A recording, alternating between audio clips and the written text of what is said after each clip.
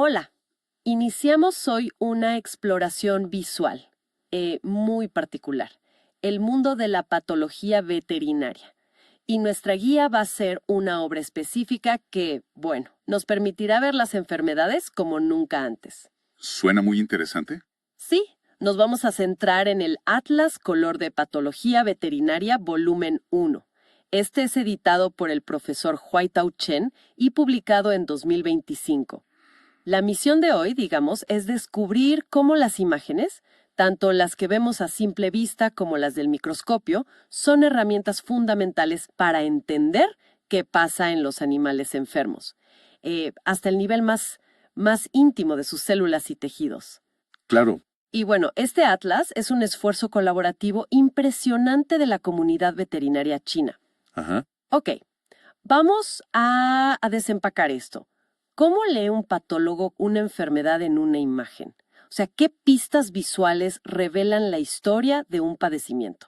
Este atlas, pues, nos abre esa puerta. Y es una perspectiva clave, ¿eh? La patología veterinaria es como un puente. Conecta la ciencia básica con la práctica clínica y también con la prevención de enfermedades. Exacto. Y como dice el prefacio del Atlas, y es muy cierto, las imágenes son, bueno, insustituibles en la enseñanza y sobre todo en el diagnóstico. Hay detalles, patrones visuales que, las palabras apenas pueden describir. Verlos es entenderlos de otra manera, ¿no? Totalmente. Entonces entremos en materia con el volumen 1.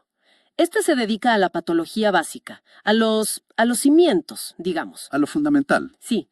Para darnos una idea de la magnitud, aunque el proyecto completo tiene casi 2.000 imágenes, que es muchísimo, este primer volumen ya incluye más de 500, y dedicadas exclusivamente a esos cambios fundamentales. Correcto. Este volumen abarca, eh, desde la lesión celular y de los tejidos, pasando por problemas circulatorios, inflamación, hasta llegar a los tumores y una introducción a cómo estos procesos afectan distintos órganos. Es una base visual muy sólida, la verdad. Ajá. Sobre todo para quien está empezando, ¿no?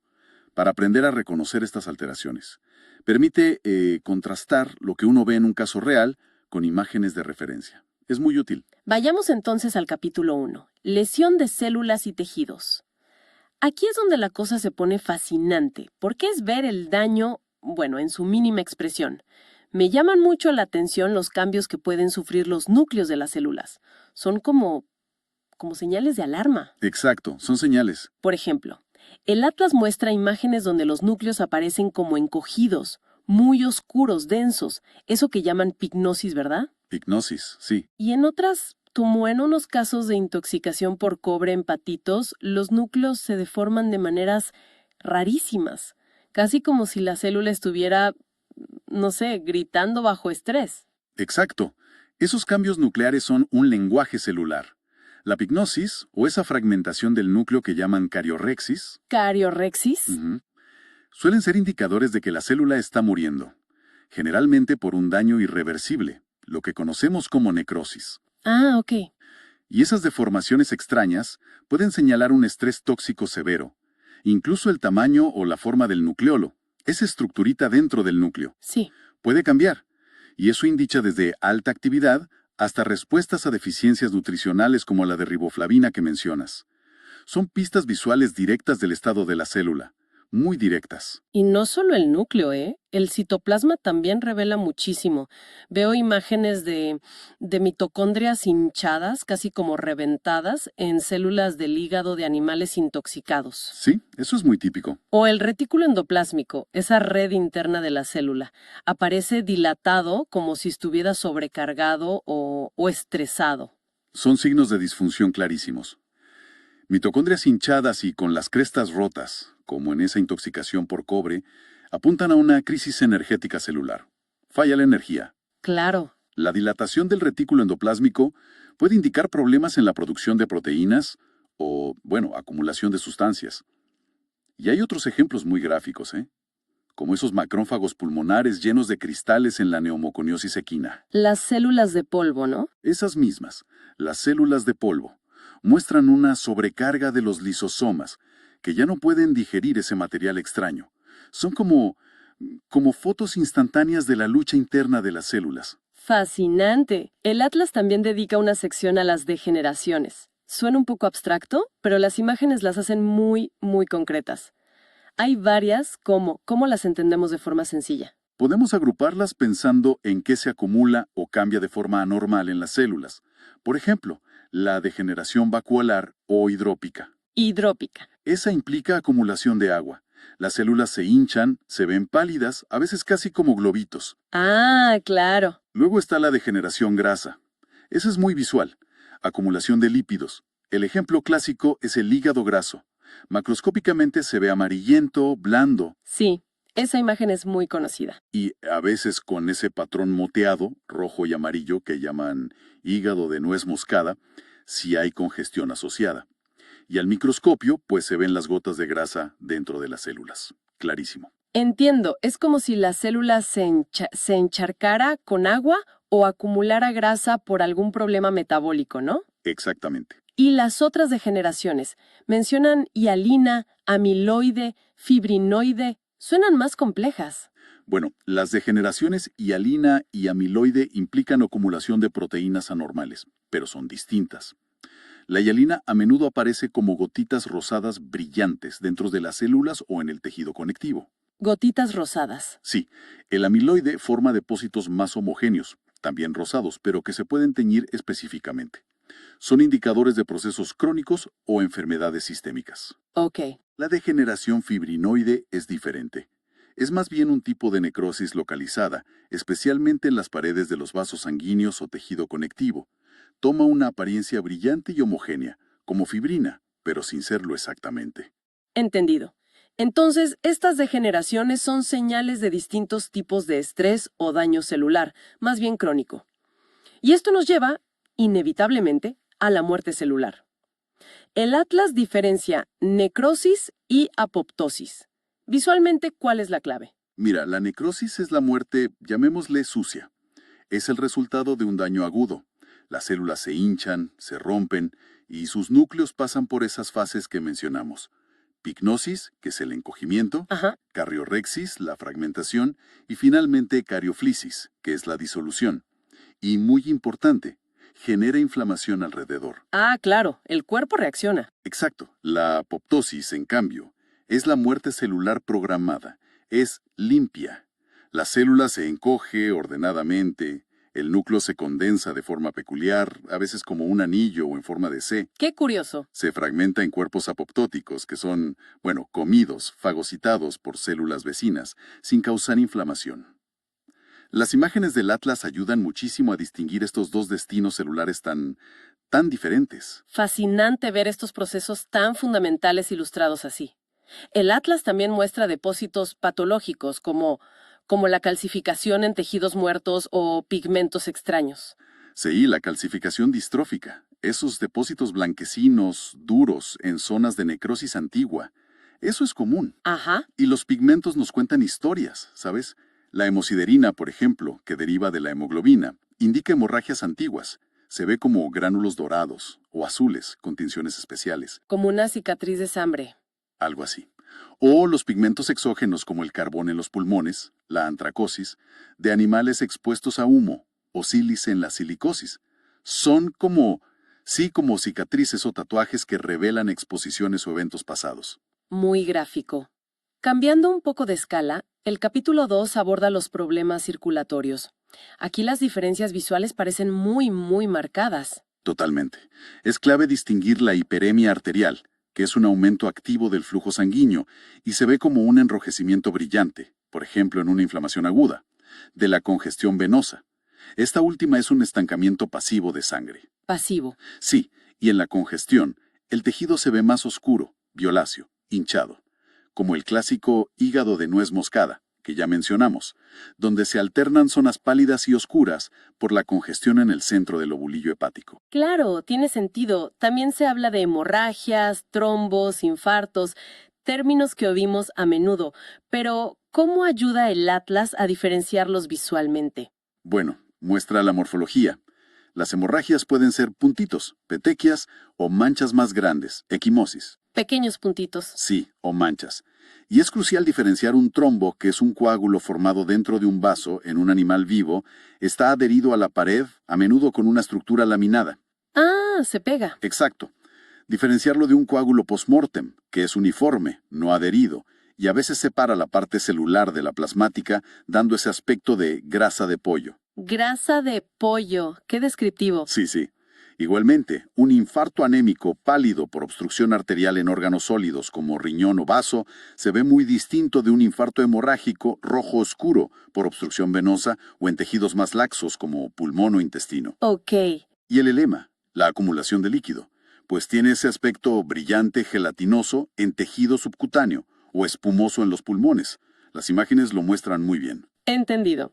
Luego, el atlas pasa a la adaptación y reparación de tejidos, el capítulo 3. Aquí vemos cómo los tejidos responden. A largo plazo, ¿no? Exacto. Ilustra conceptos como la atrofia, el órgano o tejido se encoge, la hipertrofia. Las células aumentan de tamaño, no el número, el tamaño. Ah, ok, la célula se hace más grande. Eso es. Luego la hiperplasia, que ahí sí aumenta el número de células. Y la metaplasia, que es cuando un tipo de tejido maduro se transforma en otro. Por ejemplo, epitelio escamoso donde debería haber epitelio columnar, a menudo por irritación crónica. Son respuestas adaptativas al estrés o a cambios en la demanda funcional. Interesante cómo se adapta el cuerpo. Y cuando hay daño, ¿cómo se repara? El atlas contrasta regeneración y tejido de granulación. Bueno, la regeneración es la reparación ideal. El tejido dañado se reemplaza por el mismo tipo de tejido y se restaura la estructura original. Pero esto solo es posible en algunos tejidos y si el daño no es muy extenso. Claro, tiene límites. Exacto. Cuando no es posible la regeneración, ocurre la reparación por cicatrización. Y el primer paso es la formación de tejido de granulación. Un tejido nuevo, rojizo, blando y granular a simple vista, lleno de nuevos capilares y fibroblastos. Ajá. Este tejido rellena el defecto y, eventualmente, madura en una cicatriz fibrosa. Las imágenes muestran muy bien este contraste entre, digamos, restauración y parcheo. Muy claro. Llegamos a la inflamación, capítulo 4. Un proceso central en patología, me imagino. El atlas nos presenta a los actores celulares. Sí, a los protagonistas. Vemos a los neutrófilos, los primeros en llegar en infecciones bacterianas agudas.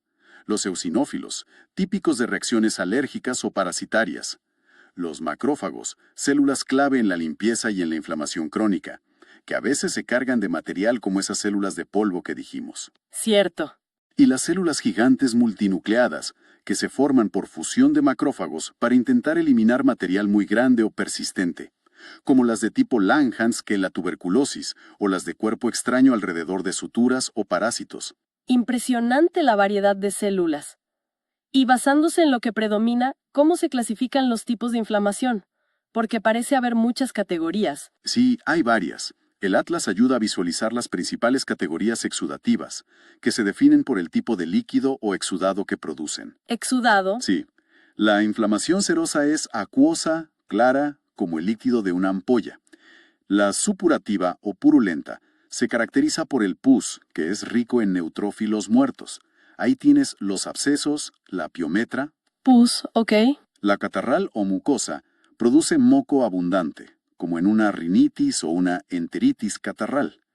La fibrinosa presenta hebras o membranas de fibrina amarillenta, pleuritis, pericarditis fibrinosa. Y la hemorrágica, pues obviamente tiene mucha sangre mezclada en el exudado. Eso aclara bastante los tipos exudativos, sí. ¿Y la inflamación granulomatosa que mencionaste antes? Esa zona distinta. Esa es un tipo de inflamación crónica proliferativa muy característica. Se forman granulomas. Granulomas. Sí, son como nódulos organizados, compuestos principalmente por macrófagos activados, que a veces llamamos células epitelioides por su aspecto, a menudo rodeados por linfocitos y a veces con células gigantes en el centro. Es la respuesta típica a agentes difíciles de eliminar, como la bacteria de la tuberculosis, hongos o cuerpos extraños. Ah, una defensa más especializada. Exacto.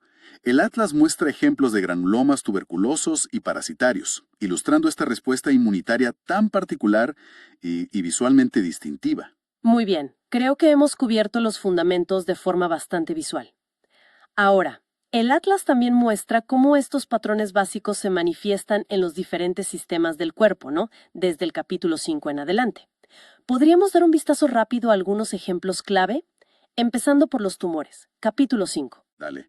Aquí el atlas es muy útil para ilustrar visualmente la diferencia entre tumores benignos y malignos. Un tumor benigno, como un fibroma, suele ser bien delimitado, crece lento y sus células se parecen mucho a las del tejido original. Ok, más ordenado. Exacto. Un tumor maligno, como un fibrosarcoma, tiende a ser infiltrante, mal delimitado, crece rápido y sus células muestran atipia, variaciones en tamaño y forma, núcleos anormales, mitosis frecuentes. Más caótico, digamos. Mucho más. El atlas presenta ejemplos comparativos y también neoplasias específicas muy visuales, como los melanomas malignos, que a menudo son negros por el pigmento, los linfosarcomas, que infiltran difusamente los órganos, o los curiosos teratomas. ¿Teratomas? ¿Esos qué son? Germinales. Puedes encontrar pelo, hueso, cartílago, todo mezclado en un tumor. La histología, mirar al microscopio, es crucial para predecir el comportamiento del tumor, claro. Increíble. Pasemos rápido por los sistemas. ¿Qué imágenes destacadas encontramos en el sistema digestivo? Capítulo 6. Bueno, el atlas muestra bien las úlceras gástricas o intestinales, como áreas de necrosis focal, como agujeros. En el hígado podemos ver desde patrones específicos de hepatitis, por ejemplo, las causadas por hongos o parásitos, donde se ve el agente causal. Se ve el bicho, digamos. Se ve el bicho, sí, hasta el estadio final de muchas enfermedades hepáticas crónicas, la cirrosis. La imagen de un hígado cirrótico con esa superficie nodular, irregular y la consistencia aumentada por la fibrosis es inconfundible, dura y abollada. Entiendo. Y en el sistema respiratorio, capítulo 7, ¿qué nos llama la atención visualmente? Son muy ilustrativas las imágenes de las neumonías. La neumonía fibrinosa, por ejemplo, puede darle al pulmón un aspecto sólido, parecido al hígado, lo llaman hepatización, o con un patrón moteado, como mármol, por la fibrina en los alvéolos. Como piedra. Casi. Y se contrasta bien con la neumonía intersticial, donde la inflamación ocurre en las paredes de los alvéolos, como la causada por Mycoplasma en cerdos, que a veces da un aspecto descrito como lobulillar y carnoso o pancreático. ¡Qué descriptivo! Sí. También diferencia visualmente el enfisema con los alvéolos dilatados y rotos, el pulmón como inflado de más, de la telectasia, que es el colapso alveolar, el pulmón sin aire. Interesante. ¿Algún ejemplo visual impactante del sistema cardiovascular? Capítulo 8. Sin duda, la endocarditis valvular bacteriana. Las imágenes de esas vegetaciones irregulares, friables, como si fueran coliflores creciendo sobre las válvulas del corazón, son muy gráficas. Uf, sí. Explican la disfunción de la válvula y el riesgo de que se desprendan trozos, los émbolos. Otro ejemplo es la pericarditis fibrinosa severa, a veces llamada corazón velloso o corvilosum, donde el corazón parece cubierto por hebras gruesas de fibrina. Muy impresionante. Vayamos al sistema inmune, capítulo 9. ¿Cómo se reflejan los problemas aquí? Bueno, los órganos linfoides como los ganglios, el vaso, el timo, la bolsa de Fabricio en aves, reaccionan visiblemente. Una linfadenitis hemorrágica mostrará ganglios aumentados de tamaño y de color rojo oscuro, casi negro. Se nota enseguida. Sí, enfermedades virales como Gumboro o Marek pueden causar una necrosis severa, una destrucción en la bolsa o el timo. También se ilustran alteraciones en las células sanguíneas, que son fundamentales para diagnosticar anemias u otras enfermedades de la sangre. Claro, la sangre misma. Y en el sistema urinario, capítulo 10. El riñón es protagonista ahí. El atlas detalla los cambios en los glomérulos, esas unidades de filtración, en distintos tipos de glomerulonefritis. Esto requiere microscopía para verlo bien, ¿eh? Detalles muy finos. Sí, pero también muestra lesiones macroscópicas como el riñón poliquístico, que está lleno de quistes de tamaño variable, o diferentes tipos de nefritis intersticial y pielonefritis, que es la infección del riñón. Sistema nervioso, capítulo 11, que siempre parece complejo. ¿Qué patrones visuales son clave? La encefalitis, que es la inflamación del cerebro, tiene patrones distintivos. Las virales suelen mostrar manguitos perivasculares, o sea, cúmulos de células inflamatorias alrededor de los vasos sanguíneos. Como mangas alrededor de los vasos. Exacto. Las bacterianas pueden formar abscesos, colecciones de pus. Algunas parasitosis o intoxicaciones causan encefalitis eosinofílica con muchos eosinófilos. La encefalomalacia es la necrosis, la muerte del tejido nervioso, que se ve como un área reblandecida, a veces esponjosa o licuada. Ah, ok. Y la desmielinización, la pérdida de mielina, que es la cubierta de los nervios, se detecta con tinciones especiales como áreas pálidas donde debería haber mielina teñida. Entendido. Y finalmente, un vistazo a piel y aparato locomotor. Capítulo 12. Aquí vemos desde diversas dermatitis con sus lesiones características, pápulas, pústulas, costras, úlceras, todo eso que se ve en la piel, hasta problemas musculares como la miositis, la inflamación muscular o la necrosis. Y en los huesos, son muy visuales las deformaciones causadas por deficiencias nutricionales como el raquitismo o la osteomalacia, por falta de calcio o vitamina D. Huesos blandos, deformados. Ha sido un recorrido intenso, ¿eh? Pero muy revelador. Es evidente que la patología es una disciplina profundamente visual. Totalmente. Antes de cerrar, hablemos un poquito del legado de este atlas. Sí, es importante reconocer el trabajo del editor principal, el profesor Wai-Tao Chen, claro, pero también destacar el espíritu colaborativo que menciona el prefacio. Fue un proyecto que involucró a múltiples generaciones de patólogos veterinarios chinos. Eso es notable. Sí, con el apoyo de figuras académicas relevantes y la contribución de imágenes por parte de cientos de científicos, refleja un esfuerzo colectivo de la Sociedad China de Ganadería y Medicina Veterinaria. Además, algo que me gustó mucho es la solicitud de críticas y correcciones por parte del autor. Eso muestra una gran humildad y rigor científico. Definitivamente. Entonces, recapitulando nuestra exploración de hoy, este atlas demuestra el poder de la imagen para descifrar los complejos procesos de la enfermedad animal, desde la célula hasta el sistema completo. Entonces, ¿qué significa todo esto? Pues, que la patología tiene una firma visual, un lenguaje propio, que, con herramientas como esta, podemos aprender a interpretar. Exactamente. El gran valor está en eso, en entrenar el ojo para reconocer esos patrones visuales de enfermedad.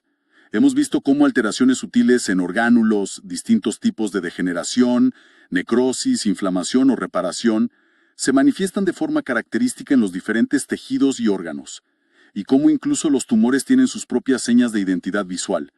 Es aprender a leer las lesiones. Y como reflexión final, para dejar pensando a nuestra audiencia, si consideramos cómo este atlas enfatiza el diagnóstico visual, ¿cómo podemos imaginar que las futuras tecnologías, quizás imagenología más avanzada, microscopía digital o incluso la inteligencia artificial entrenada para reconocer estos patrones, podrían transformar la práctica y el aprendizaje de la patología veterinaria en los próximos años? Uf, es una pregunta enorme. Es una pregunta para seguir explorando, ¿no? Bueno, con esto cerramos nuestra inmersión de hoy.